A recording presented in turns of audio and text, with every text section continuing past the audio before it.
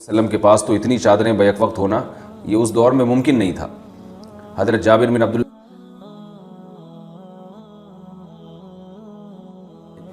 اگر قرآن کی ٹرانسلیشن ہندی میں ہو تو کیا ہم اسے بغیر وضو کے پڑھ سکتے ہیں؟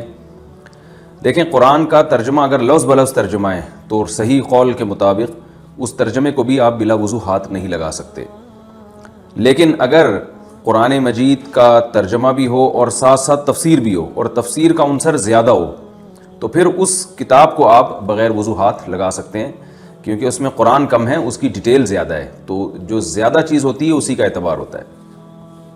اگر امام صاحب کے ساتھ قیام میں شریک نہ ہو سکیں بلکہ رکوع یا قعدہ وغیرہ میں شامل ہوں تو اب ثنا پڑھنے کی کیا صورت ہوگی؟ کیا اس کے بغیر نماز درست ہو جائے گی؟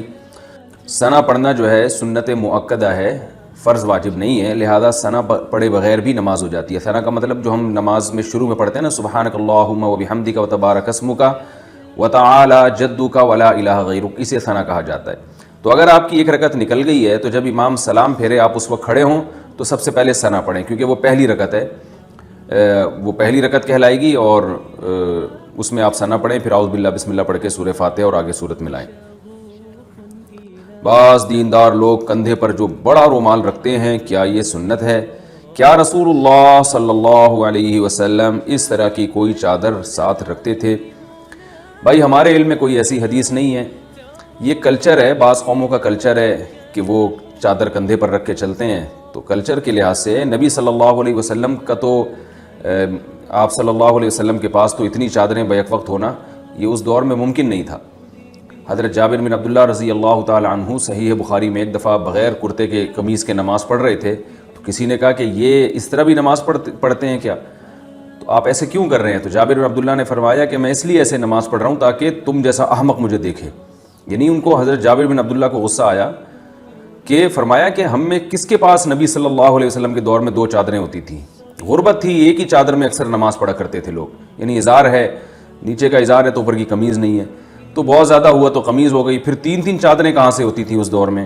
تو اس لیے یہ کلچر ہے بعض لوگوں کا، لیکن اس کا براہ راست سنت سے کوئی تعلق نہیں ہے۔ براہ راست کیا، بلا واسطہ بھی سنت سے کوئی تعلق نہیں ہے۔ کسی قوم میں رواج ہے یا کسی کو سہولت ہو چادر کندھے پہ رکھنے میں تاکہ بوقت ضرورت مصلی بھی بنایا جا سکے، اس کو اس سے منہ صاف کیا جا سکے تو ٹھیک ہے، لیکن شریعت سے اس کا کوئی تعلق نہیں ہے۔ کرکٹ وغیرہ میں کھلاڑی سینچری مار کر زمین پر جو سجدہ کرتے ہیں، کیا یہ جائز ہے؟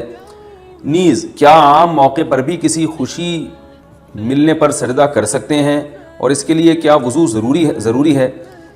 جناب شہزاد صاحب، سجدہ بھی نماز ہی کی طرح ہوتا ہے، لہذا جمہور کے نزدیک جو راجح قول ہے وہ اس کے مطابق باوضو ہو کے سجدہ کرنا ضروری ہے۔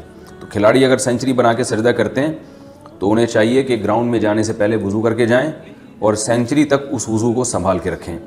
اور میرا خیال ہے آج کل جس طرح کے کھانے کھائے جا رہے ہیں تو سینچری بنانا آسان ہے، اتنی دیر تک وضو سنبھال کے رکھنا تھوڑا مشکل کام ہے، لیکن بہرحال اگر کسی کا وضو ہو تو وہ اس وضو کے حالت میں سجدہ کیا جا سکتا ہے، اگر وضو نہیں ہے تو پھر سجدہ نہیں کیا جا سکتا۔ صحیح اور راجح قول یہی ہے۔ اگر امامت کرتے ہوئے وضو ٹوٹ جائے تو اس نماز کو کیسے مکمل کریں گے؟ بھائی، اگر امام کا وضو ٹوٹ گیا ہے تو اس کے لیے گنجائش ہے کہ جیسے ہی وضو ٹوٹا ہے تو فوراً وہ پیچھے جو کوئی بھی شخص کھڑا ہو اس کو آگے کر دے اور اشارہ دے دے اس کو کہ تم نے نماز آگے کہاں سے شروع کرنی ہے، تو پیچھے والا شخص جو ہے نا جہاں سے امام نے نماز چھوڑی وہیں سے شروع کر دے، اور پھر امام وضو کر کے آئے اور وہ نماز میں شامل ہو جائے۔ لیکن اس کے بڑے پیچیدہ مسائل ہیں، کیونکہ اس میں امام تھوڑی دیر بھی تاخیر کرے گا تو نماز ٹوٹ جائے گی، اور جاتے ہوئے وضو کے درمیان رک گیا ایک سیکنڈ کے لیے بھی تو بھی نماز ٹوٹ جائے گی، کسی سے بات چیت کر لی یا وضو مکمل نہ کیا، تو بہت سارے پیچیدہ مسائل ہیں۔ اس لیے علماء کہتے ہیں بہتر یہی ہے، بے غبار راستہ یہی ہے کہ جہاں وضو ٹوٹا ہے تو امام وہیں لوگوں کو بتا دے بھائی نماز دوبارہ ہوگی، اور سب سے نکل کے وضو کر کے آئے، دوبارہ نماز پڑھائے، یا کسی کو کھڑا کر دے بھائی شروع سے دوبارہ نماز پڑھاؤ، کیونکہ بنا کے جو مسائل ہیں کہ جہاں سے نماز چھوڑی ہے وہیں سے شروع کرنا ہے، یہ مسائل تھوڑے پیچیدہ ہیں، اس لیے علماء کہتے ہیں احتیاط اسی میں ہے کہ آپ دوبارہ سے نماز پڑھ لیں۔ نعت میں یا محمد پڑھنا کیسا ہے؟ ارشد صاحب تونسا شریف سے پوچھتے ہیں۔ جب ہم کوئی نعت سنتے یا پڑھتے ہیں جس میں یا محمد کا لفظ ہوتا ہے، میرے نزدیک تو یہ شرک ہے، کیونکہ اللہ تعالیٰ کی ذات ہی حاضر و ناظر ہے۔ کیا اس عقیدے کے ساتھ ایسی نعت کا سننا جائز ہے یا نہیں؟ بھائی اگر نعت میں کوئی یا محمد اس عقیدے کے ساتھ پڑھے گا کہ نبی صلی اللہ علیہ وسلم میری نعت براہ راست سن رہے ہیں یا میری بات براہ راست یہیں پہ سن رہے ہیں تو پھر یہ شرک ہے۔ لیکن اگر صرف ویسے ہی نبی صلی اللہ علیہ وسلم کو محبت میں کسی نے پکارا ہے تو پھر یہ پکار شرک نہیں ہے، یہ تو محبت میں کوئی بھی کسی کو بھی پکار سکتا ہے، اور یہ شاعری میں تو خاص طور پر ایسا بہت کثرت سے ہوتا ہے۔